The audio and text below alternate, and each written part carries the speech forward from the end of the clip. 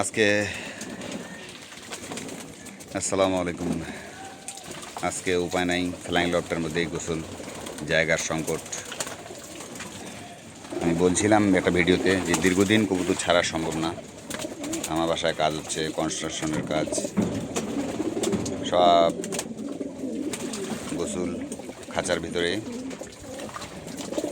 খাঁচার ভিতর থেকে বের হয়ে ওরা মেলা দিন, দীর্ঘদিন ধরে, প্রায় সপ্তাহখানিক হবে। আরও সময় লাগবে, মেলা প্রচুর সময় লাগবে, প্রচুর। তো পানি দিছি ট্রেতে, এরা ইয়াং বাট আছে সব। তো কতদিন এভাবে গোসল করবে আমি জানি না, কারণ গোসল করা অভ্যস্ত নাই। জীবনে প্রথম মনে হয় খাঁচার মধ্যে পানি দিলাম। এর আগে দিছিলাম বহুত বছর আগে, 22 সালের দিকে, 21 সালের দিক দিছিলাম, 21 সালের দিক পানি দিছিলাম। আজকে দিলাম 26 সাল, কারণ বাসায় কনস্ট্রাকশনের কাজ চলতেছে, কিছু করার নাই। এই যেভাবে জায়গা নাই, জায়গার সংকট, একদম কঠিন অবস্থা। সব গাছ গোছালি দিয়ে একদম সব ভর্তি, জায়গার সংকট, যার ফলে এদেরকে ফ্লাইং লফটে আমি পানি দিছি গোসল করার।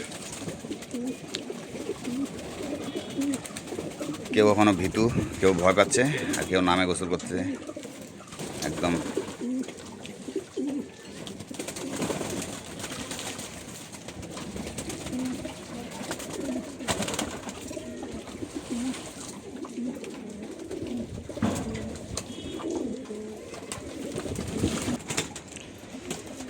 তো আজকে পানি দিছি, ভিনেগারের পানি দিছি।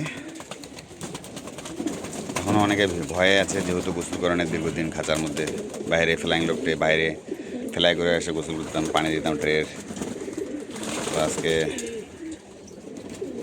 ভিতরে আবদ্ধ অবস্থায় গোসল করতেছে, কেউ করতেছে, কেউ করে না, এই যে অবস্থা। তো এলাম আদির সেট আপ, নামে নেই, অনেকে নামে নেই উপর থেকে।